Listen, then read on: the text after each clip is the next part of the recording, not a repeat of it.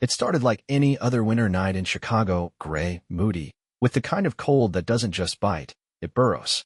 The type of chill that makes you question your choices, from the coat you grabbed to the life you built. I just finished washing the dinner dishes, humming some old Stones song under my breath, and I was reaching for the remote to settle into the couch when I heard her voice. Not calling for me, not talking to me, but just talking. From down the hallway, behind our half-shut bedroom door, came the soft murmur of my wife's voice, laced with emotion, that kind of low, private tone you use when you think the walls are thicker than they are. I don't know why I stopped. Maybe it was instinct. Maybe it was fate being particularly cruel. I stood frozen. At first, I told myself she was probably on the phone with her sister or venting to a friend about work stress. She'd been distant lately, sure, but who isn't? After a decade together? We still kissed goodbye. We still had Sunday breakfast rituals. We still said, love you, out of habit. That had to mean something, right? But then came the sentence that knocked the air clean out of me. I just don't love him anymore. Not the way I used to. My fingers curled into fists. My legs went weak. There wasn't any yelling, no crashing of furniture. Just silence. And her voice continued. He's a good man. A really good man. But it's like I'm stuck in this predictable life. Like I woke up one day and realized this isn't what I wanted. That's when I quietly backed away. Like a thief in my own home. The way she spoke, gently, almost mournfully, made it worse. She wasn't angry. She wasn't bitter. She was done. Like a woman grieving someone who hadn't died yet. And that someone was me. I didn't confront her. Didn't burst in and demand answers. I just walked to the coat closet, pulled out my thickest parka, grabbed my keys, and packed a small duffel toothbrush, sweatshirt, old college hoodie, and that photo of us from Navy Pier back when we were still wide-eyed and unstoppable. She didn't hear me leave. The city wrapped around me like a fog-soaked blanket. I didn't know where I was going, only that I had to go. I pointed the car north, into the misty quiet of Lake Shore Drive. The lake looked like Slade under moonlight, waves lazily licking the shore like they had nowhere else to be. As I drove, memories started creeping in uninvited. I remembered the first time I met her, at a Greasy Spoon in Evanston, both of us ordering the same thing, black coffee and blueberry pancakes. We laughed about it, talked for 3 hours. That same diner was still there. I drove past it, the neon sign flickering like a heartbeat trying to stay steady. Back then, she looked at me like I held some kind of magic. Like I was a man who could outrun the ordinary. Now, she talks about our life like it's a cage. I ended up at Montrose Harbor, parked the car, got out and walked to the pier. The cold wind whipped across the water, stinging my cheeks and making my eyes water. I told myself it was the wind. I stood there a long while, staring at nothing, everything, all at once. A jogger passed behind me. A couple walked a golden retriever. Life, indifferent as ever, rolled on. I thought about turning back, knocking on the door, asking, why didn't you tell me? But I already knew the answer. She hadn't told me because she hadn't decided yet. Or maybe she had. Maybe she was just waiting for me to give up, so she wouldn't have to be the bad guy. Around midnight, I found a 24-hour diner out in Des Plaines. One of those places with cracked leather booths and waitresses who call you "hon" without thinking. I sat in the corner, ordered coffee, and stared at the steam curling upward. The waitress, maybe mid-50s, auburn hair, kind eyes, looked at me for a moment like she knew I wasn't just tired. Long night? She asked. Something like that, I replied. She topped off my cup and said nothing more. Bless her for that. I don't know how long I sat there. Long enough for the cold in my bones to start fading, replaced by a dull ache in my chest. The kind of ache you don't fix with sleep or soup or even love. It's the ache of being unseen, of being quietly left behind. But somewhere between the second and third refill of burnt diner coffee, something shifted. I realized I wasn't angry. Not yet, anyway. Just sad. Deeply, achingly sad. Because I'd loved her with my whole life. I still did, in a way. But love isn't enough if one person's already gone. I left a 20 on the counter, stepped back into the frozen air, and sat in my car. I didn't turn the key right away. Just stared at the dashboard. And for the first time since that overheard call, I asked myself the question that mattered most. If she doesn't love you, who are you without her? That's where it began. Not the heartbreak. Not the betrayal. But the rebuilding. Because when you lose the person who made you feel whole, you're faced with the quiet, terrifying task of becoming whole without them. And Chicago, cold, cruel, beautiful Chicago, was where I would try. The sun hadn't risen yet, But the sky was starting to bleed into a pale blue, that quiet Chicago dawn where the city looks softer than it really is. I was still parked at Montrose Harbor, leaning against the hood of my car, breath fogging up in front of me like smoke signals to no one. Funny how silence can be the loudest thing in the world. There's a spot right at the edge of the pier, cracked cement and rusted bolts jutting out where a railing used to be. We used to sit there in warmer months, her legs tucked beneath her, me with my arm around her shoulder. We'd watch the boats, make up stories about the lives inside them. Back then, I never thought I'd come back here alone. I walked over, my boots crunching against frost-bitten gravel, and sat down. I pulled the photo from my coat pocket. The one from Navy Pier. We looked so young in it. She had her head on my shoulder, and I had this ridiculous grin, like a man who thought he'd won the lottery. Maybe I had. Maybe it just came with fine print I didn't read. I don't know how long I stared at it. Long enough to feel cold again. And not just from the wind. I started talking out loud, mostly to myself. I don't know when it started. The drifting. The absence. There's something about saying it out loud that makes it more real. More painful. But also, somehow, more survivable. A gull caught in the distance. Somewhere behind me, someone lit a cigarette. I caught the scent, that familiar mix of tobacco and desperation. I turned around, and there he was. Guy looked like he was carved out of the same kind of tired I was. Probably early 50s. Work boots. Deep lines in his face like every year had taken its own toll. You look like a man who got some bad news, he said, flicking ash into the wind. I nodded. Something like that. He didn't press. Just walked closer, offered his pack. I declined. He lit another and exhaled slowly. You married? Was. Am. Not sure anymore. Yeah, he said, like he understood. They don't always leave with their body. Sometimes they just leave with their heart. He sat beside me on the edge, and we stared at the water like it owed us something. My name's Frank, he said finally. Lost my wife 5 years ago. Cancer. I'm sorry, I said. He shrugged. She was my whole damn world. But grief, it doesn't wait for your permission. Comes in like a freight train, whether you're ready or not. I nodded, trying not to compare the kind of loss he had with mine. But he beat me to it. Heartbreak's a cousin of grief, Frank said, blowing smoke. Less funeral, more confusion. More, what if? I chuckled, bitterly. Yeah. She says she feels trapped. Predictable. Like I became part of the furniture. Frank laughed. Hell, son, furniture gets sat on. Sounds like you just became wallpaper. That got a real laugh out of me. First one in hours. Maybe days. Question is, he continued, standing and dusting off his pants, do you stay in the room hoping someone notices you again? Or do you find a new wall to hang your life on? That stuck with me. He nodded once and walked off down the path. I watched until he vanished behind the frostbitten trees. I sat there for another hour. Then I pulled out my phone. I didn't call her. I didn't call anyone. I opened my notes app, and I started writing. Not a letter. Not a goodbye. Just a reminder. You were still you. And somehow, that was enough to start the engine. Next stop? I wasn't sure. But I knew I wasn't going back just yet. I had more miles to put behind me before I could face the house again. Maybe down to Oak Park.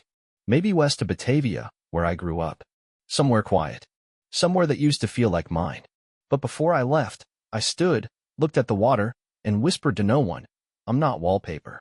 And for the first time in a long time, I almost believed it. It's strange, the way a place can carry the sin of a former version of yourself. Batavia wasn't home anymore, not in the literal sense. But it was where I learned to ride a bike, where I broke my arm falling off a neighbor's treehouse, where I kissed a girl for the first time under flickering streetlights. The town was etched into me like the creases in my palms, old, familiar, and mostly faded until you looked close. The drive west took just over an hour. The morning traffic hadn't fully woken up, and I stayed off the main highways. I took the back roads, those winding veins of two-lane roads that seem to remember you even when you forget yourself. Snow had started to fall, light and hesitant. It coated the bare branches and quieted the world in that beautiful, ghostly way only a Midwest morning can. I passed the old middle school, still brown brick, still squat and unassuming. Then the gas station where I'd pumped air into my first car's tires every other day because they leaked just enough to make you nervous. And then, finally, the street I grew up on. I slowed the car. The house looked smaller now. Isn't that always the way? As a kid, it was massive, a kingdom. Now, it was just a box with memories stuffed inside. New curtains. A red mailbox that hadn't been there before. Someone else's life was unfolding there now, and mine had long since moved on. I parked across the street and didn't get out. Just watched. It wasn't about nostalgia. Not exactly. It was more about grounding myself. Reminding myself that before I was her husband, before I became predictable and safe, and whatever else she whispered on that phone call, I was someone. That kid who rode his bike too fast down the hill. The teenager who stayed out too late trying to impress a girl with a borrowed car and a cassette tape full of Springsteen. The man who left here believing life was going to be big and loud and full of love. Eventually, I did get out. Walked the sidewalk. Glanced up at my old window. I could almost see my younger self staring back, curious, hungry, untouched by betrayal. There was a little diner nearby, Benny's, that somehow hadn't changed. Same cracked sign. Same little bell on the door. I went in. Took a booth in the corner. Ordered black coffee and a cinnamon roll the size of my regrets. The waitress was young, maybe early 20s. She looked tired, polite. Asked if I wanted anything else. Just time, I said without thinking. She smiled. Not the kind of smile that says, I understand, but the kind that says, I've heard worse. As I sat there, I pulled out the same photo I'd carried all night. The one from Navy Pier. And beside it, I placed my wallet. Opened it. Stared at my driver's license like it belonged to a stranger. That name. That face. That address. Who was I now? I pulled out a napkin and began to write. Not a letter, but a list. Things I know are still true about me. I love early mornings when the city is still yawning. I believe in kindness, even when it's not returned. I keep my promises. I laugh too loudly at old comedies. I still believe love should feel like coming home. By the time the coffee went cold, I had 27 items on that list. And I felt lighter. Not healed. Not yet. But less invisible to myself. I paid my tab, left a tip that probably surprised the young waitress, and walked back into the snow. As I opened the car door, a voice behind me called out, "Hey." I turned. It was a woman, maybe late 30s, bundled up in a thick scarf and wool hat. She looked at me like she half recognized me. "You used to live on Jackson, right?" she asked. I nodded slowly. "Yeah, a long time ago." She smiled. "Thought so. I'm Maggie. I was a few grades below you. You dated my sister for like 2 weeks in high school." I let out a breath of disbelief. "Small world. You looked like someone who needed to remember where you came from," she said. "You okay?" I thought about lying, but something in her face made me tell the truth. "Not really," I said, "but I'm working on it." Maggie nodded like that was enough. "Well, if you're in town for a while, the library's got a poetry reading tonight. Locals. It's corny, but it's something." I didn't promise anything. Just smiled.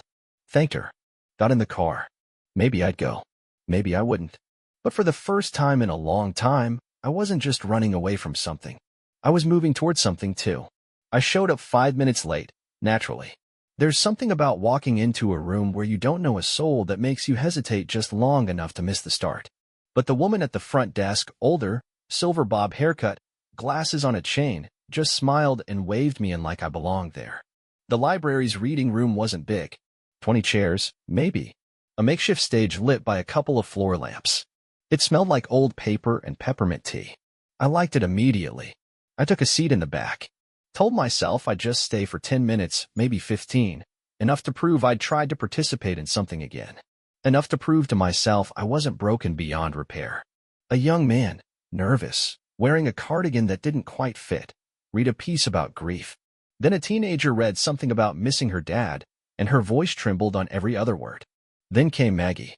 I hadn't expected that. She walked up like it wasn't a big deal, like she hadn't just casually invited me to this moment without telling me she'd be on stage. Her voice was calm, confident. She unfolded a sheet of paper and read. To the man who forgot his light. You used to laugh like summer storms, all thunder and sudden sun. Now you speak in weather reports. Dry, measured, safe. But I remember the boy who raced trains, who scraped knees and still smiled. Don't let her forgetting be the end of your remembering. Because somewhere between the cracks of your cracked voice, there's a song worth singing again. She didn't look at me once, but I felt every word like a hand reaching in and pulling me up by the collar. The applause was soft but genuine. She walked back to her seat without fanfare, and the reading continued.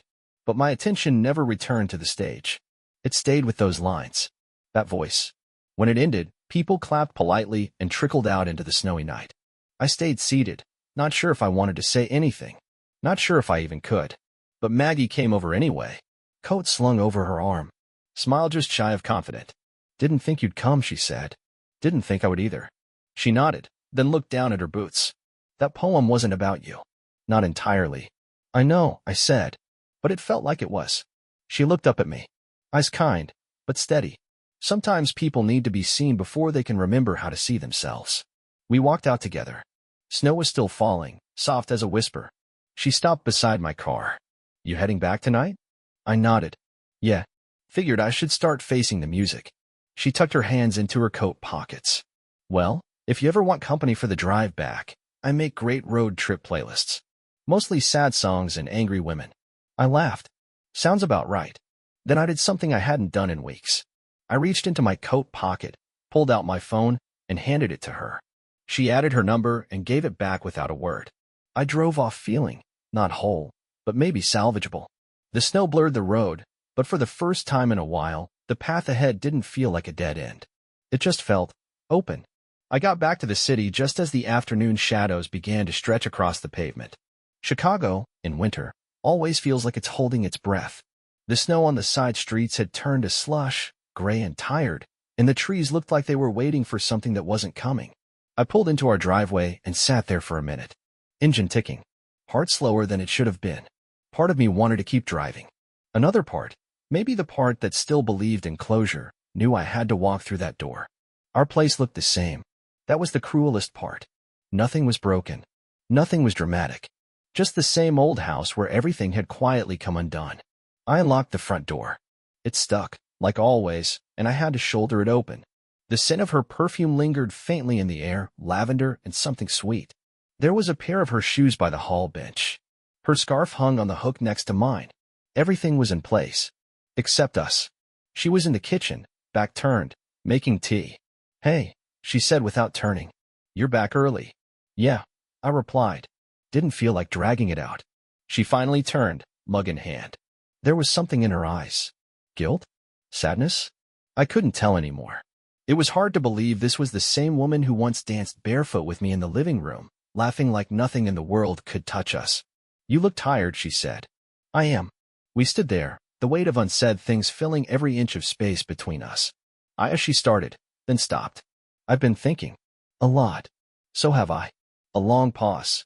Do you hate me? She asked, almost in a whisper. I shook my head. No, I don't think I do. I think I'm just done being someone you don't see anymore. That hit her. I saw it. Her hands trembled slightly as she set the mug down. The silence that followed wasn't heavy with anger, just absence. Like something had already left the room. I never meant to hurt you, she said. But you did. I know. And that was it. The kind of exchange where everything important is buried in the spaces between words.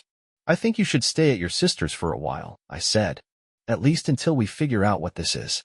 She didn't argue. Just nodded slowly. I'll pack a bag. I walked to the window while she moved through the house. Quiet steps. Familiar sounds. A zipper. A drawer. The creak of the closet door. It felt like watching a dream unravel in reverse. When she left, she didn't slam the door. She didn't cry. She just whispered, I'm sorry, and walked out into the fading light. I stood there long after she was gone. The silence now was different. Not peaceful, but honest. And in that honesty, I felt something new take root. Not freedom. Not yet. But maybe. Space.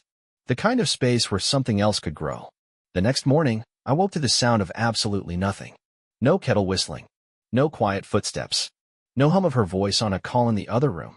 Just the soft rattle of the radiator and the groan of old pipes behind the walls. The silence was heavier now. It didn't just fill the space, it defined it. A kind of quiet you don't get used to, only learn to carry. I shuffled out of bed and stood in the hallway, half expecting her to appear from around the corner. She didn't. The apartment looked the same, but it wasn't. Her shoes were gone. The scarf was gone. A few empty hangers in the closet where her favorite coats used to hang. That's the funny thing about absence. It's not just a void. It's a presence of what used to be. I made coffee, even though I wasn't hungry. Poured 2 mugs without thinking, then stared at the second one for a while before dumping it. Habit. It takes longer to break than love. After breakfast, I walked through the apartment like it was a museum of a life that had already passed. Her book on the nightstand. The plant she always overwatered. The wedding photos still hanging in the hallway, us on the lakefront, wind in her veil, me looking at her like she hung the moon. I didn't take it down. Not yet. Instead, I sat on the couch with that old photo of us at Navy Pier and let the memories play out like an old film reel. The good ones. The ones that still made me smile, even though they stung. I didn't cry. Not because I was trying to be strong, but because there weren't tears left. Just a dull ache, like a bruise that hadn't healed right. Around noon, I got a text. It was from Maggie. Just checking in. You okay? I stared at the screen for a while. Thought about lying. Thought about joking. But instead, I typed back. No, but I'm still standing. Her reply came almost instantly. That counts. Want to meet for coffee later? I stared at the wall for a moment, then typed. Yeah, I think I do. It wasn't about starting something new. It wasn't about moving on. It was about not being alone in a moment that begged for loneliness. I cleaned the place a little. Not because she might come back, but because I needed it to feel like mine again. Vacuumed. Folded laundry. Took her toothbrush out of the holder and tucked it in a drawer. That one hurt. By the time I stepped outside, the cold slapped me like it always did, unrelenting, real, grounding. I zipped up my coat and walked down the block, the same route I used to take when I'd come home with groceries, key in hand, excited just to see your face. Now I walked that same street with no destination except forward. And forward, however slow, was still a start. The coffee shop Maggie picked was on the corner of a quiet street in Logan Square. Brick walls, Edison bulbs, indie music playing just low enough to leave room for thoughts. The kind of place where no one's trying too hard, and everyone's trying just enough. She was already there when I walked in, sitting by the window with a wool beanie and a scarf half unraveled like she'd forgotten how to wear it properly. She waved me over with a soft smile. I took the seat across from her. No hug. No awkward small talk. Just the two of us, sitting in a quiet that somehow didn't hurt. How's the silence? She asked. I shrugged. Loud. She nodded like she understood. Yeah, it always is at first. The barista brought over 2 drinks. Hers was something fancy with foam art. Mine just black coffee in a thick ceramic mug. It felt warm in my hands, like something to anchor me. I cleaned the apartment today, I said after a while. Took her toothbrush out of the cup. Put it in a drawer. Maggie didn't flinch. That's a big move. It felt small. Then it didn't. Another sip. Another silence. I was married once, she said, fingers tracing the rim of her mug. Didn't end with betrayal. Just time. We started talking like roommates. Then barely talked at all. What happened? I asked. He told me one morning he didn't think either of us were happy anymore. And he was right. Was it peaceful? She tilted her head. No. But it was clean. No sharp edges. No one to blame. Sometimes I envy people with messy endings. At least there's a villain to point at. That hit me. Because I had a villain. Or at least, someone I could name. And yet, I still didn't feel victorious. Just hollow. I heard her say she didn't love me anymore. I said quietly. That she felt trapped. Predictable. Like life with me was some kind of sentence. Maggie's eyes didn't leave mine. That's a cruel thing to carry. But you're still carrying it. Which means it didn't kill you. I looked out the window. Snow had started again, not heavy, just a gentle drift, like the city was trying to remember how to be beautiful. I don't know who I am without her, I admitted. That's okay, she said. You don't have to know yet. You just have to keep asking the question. That line stayed with me. We didn't solve anything that afternoon. There was no big turning point, no swelling music in the background. Just 2 people with chipped mugs and tired eyes, trying to make peace with the pieces. But when I got up to leave, I felt lighter. Not because she fixed me, but because for the first time in a while, someone saw me not as what I'd lost, but as what I still was. And maybe that was the beginning of something better. There's this strange moment that happens a few weeks after everything falls apart. You start to forget the rhythm of your old life. You stop setting 2 plates. You don't instinctively reach for your phone to check in. You don't flinch when the silence follows you from room to room. You just let it sit there beside you. But the hardest part isn't the silence. It's the mirror. Because there's a version of you staring back, one you don't quite recognize. You've aged, maybe. Or maybe you're just seeing yourself clearly for the first time. That morning, I stood in front of the mirror for a long time. Not grooming. Not fixing anything. Just looking. It hit me how much of my identity had been wrapped around hers. Around being dependable. Predictable. Safe. Around being someone else's home, even when they no longer wanted to live there. I leaned closer and studied the lines around my eyes, the gray in my beard. I wasn't broken, just weathered, like an old building that still stood, even if the tenants had long since moved out. I didn't say anything, didn't make some grand vow to reinvent myself. I just nodded at the man in the mirror. Like, yeah, I see you. You're still here. Later that day, I took a long walk through the city, past the Bean, where tourists still gathered despite the chill, past old bookstores and forgotten alleys that used to be shortcuts when I was young and in a hurry. I ended up at the lake again, not Montrose this time, but Promontory Point. Wind cutting across the surface, waves slapping the rocks with a rhythm that felt familiar. I sat there for a while, pulled out a notebook Maggie had given me, one of those leather-bound ones with a little strap to keep it closed. Inside, she'd written on the first page, "Don't write to be understood. Write to understand." So I wrote. I wrote about the fight we never had, the goodbye I never got, the questions I stopped asking because I was too afraid of the answers. I wrote about Maggie, not as a love interest, but as a lighthouse, someone standing steady when I didn't know where the shore was. And I wrote about myself, the parts one missed, the kid who used to dream big, the man who forgot how to. By the time I closed the notebook, the sun was setting. The light made the water look like bruised gold. Beautiful, but tender. I didn't have all the answers. I didn't even have half of them. But for the first time since I heard that phone call, I didn't feel like a ghost in my own life. I felt like someone who could start again. There's a peculiar ache that comes when you write something you know you'll never send. Like talking to a ghost who still has a mailing address. I started writing letters, one by one. Not to get answers. Not to fix anything. Just to let the words out of my chest and onto the page where they couldn't echo anymore. The first one was to her. I didn't write her name. Just you. I wrote about the quiet mornings, the private jokes, the things I missed, and the things I didn't. I told her about the first time I noticed the distance between us, not a fight, not a moment, just a slow fade, like color draining from a photograph. I told her I forgave her. Not because she asked, not because she deserved it, but because I needed to stop carrying her mistake like it was mine. The second letter was to myself. I wrote to the man I used to be, the one who bent himself into shapes that fit her life better than his own.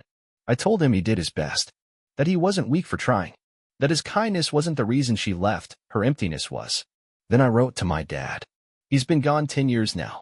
I told him I was sorry I hadn't called things by their name, like loneliness, like heartbreak. I asked him how he'd handle the nights when he felt invisible. I told him I was starting to understand what he must have meant when he said, "Sometimes you stay because it's easier than starting over." But I'm starting over now.